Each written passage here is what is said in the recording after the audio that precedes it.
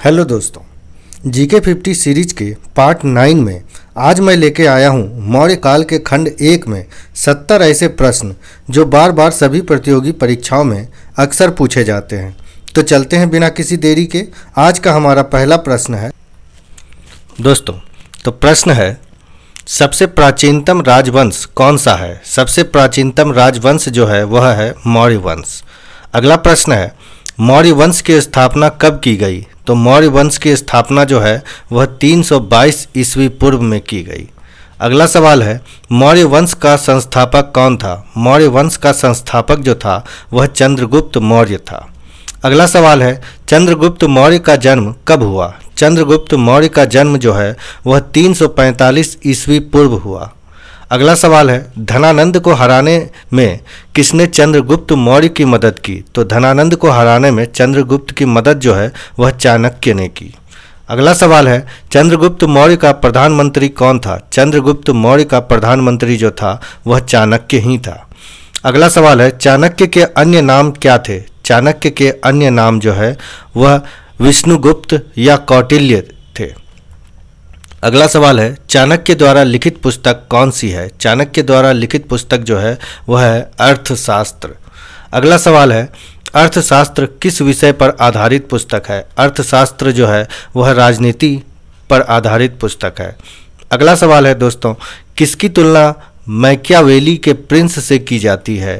तो मैकियावेली की प्रिंस से जो तुलना है वह कौटिल्य का अर्थशास्त्र से की जाती है। कौटिल्य का अर्थशास्त्र जो है वह मैकियावेली के प्रिंस से इसकी तुलना की जाती है।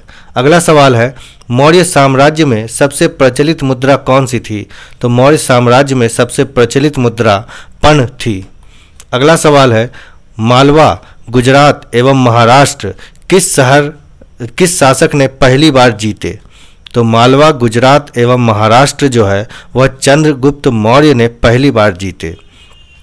अगला सवाल है नंद वंश के पश्चात मगध पर किस राजवंश ने शासन किया।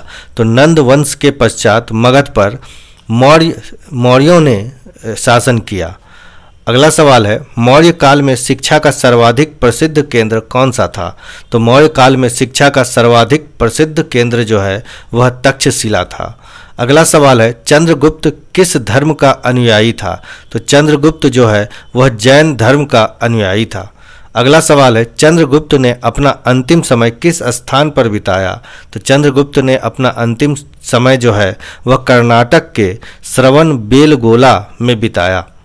अगला सवाल है चंद्रगुप्त ने सेल्यूकस निकेटस को कब हराया। तो चंद्रगुप्त ने सेल्यूकस निकेटस को 305 ईस्वी पूर्व में हराया। अगला सवाल है सेल्यूकस निकेटस ने अपनी पुत्री का कार्नोलिया की शादी किसके साथ की। तो सेल्यूकस निकेटस ने अपनी पुत्री कार्नोलिया की शादी जो है वह चंद्रगुप्त के साथ की। अगला सवाल है सेल्यूकस निकेटस ने युद्ध की संधि शर्तें के अनुसार कौन से 4 प्रांत चंद्रगुप्त को दिए। तो सेल्यूकस निकेटस ने युद्ध की संधि शर्तों के अनुसार कौन से 4 प्रांत हैं वह है 4 प्रांत काबुल, कंधार, हेरात और मकरान जो है वह प्रांत चंद्रगुप्त को दिए। अगला सवाल है चंद्रगुप्त ने किससे जैन धर्म की दीक्षा ली थी। तो चंद्रगुप्त ने भद्रबाहु से जैन धर्म की दीक्षा ली थी। अगला सवाल है सेल्यूकस निकेटस का राजदूत कौन था। तो सेल्यूकस निकेटस का राजदूत जो था वह मेगास्थनीज था जो चंद्रगुप्त के दरबार में रहा था। अगला सवाल है मेगास्थनीज द्वारा लिखी गई पुस्तक कौन सी है। मेगास्थनीज द्वारा लिखी गई पुस्तक जो है वह इंडिका है। अगला सवाल है किसके अनुसार चंद्रगुप्त ने सेल्यूकस निकेटस को 500 हाथी उपहार में दिए थे।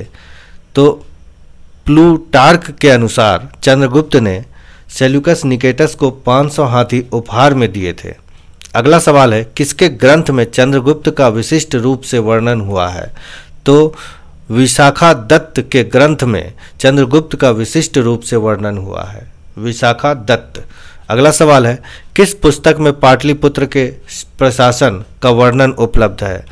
तो यह है इंडिका। इंडिका में जो है वह पाटलिपुत्र के प्रशासन का वर्णन उपलब्ध है। अगला सवाल है किस मौर्य राजा ने दक्कन पर विजय प्राप्त की। तो चंद्रगुप्त जो है मौर्य राजा ने दक्कन पर विजय प्राप्त की।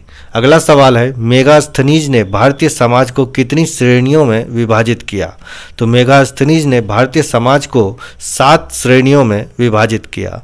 अगला सवाल है, पाटलिपुत्र में स्थित चंद्रगुप्त का महल मुख्यतः किसका बना था? तो पाटलिपुत्र में स्थित चंद्रगुप्त का महल जो है मुख्यतः लकड़ी का बना था। अगला सवाल है, पाटलिपुत्र को किस शासक ने सर्वप्रथम अपनी राजधानी बनाया?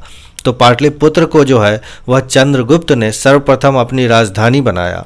अगला सवाल है, किस अभिलेख से यह साबित होता है कि चंद्रगुप्त का प्रभाव पश्चिम भारत तक फैला हुआ था? तो यह अभिलेख है रुद्रदामन का जूनागढ़ अभिलेख। रुद्रदामन का जूनागढ़ अभिलेख से यह साबित होता है कि चंद्रगुप्त का प्रभाव पश्चिम भारत तक फैला हुआ था। अगला सवाल है, किस ग्रंथ में चंद्रगुप्त के लिए वृषल यानी निम्न कुल शब्द का प्रयोग किया है?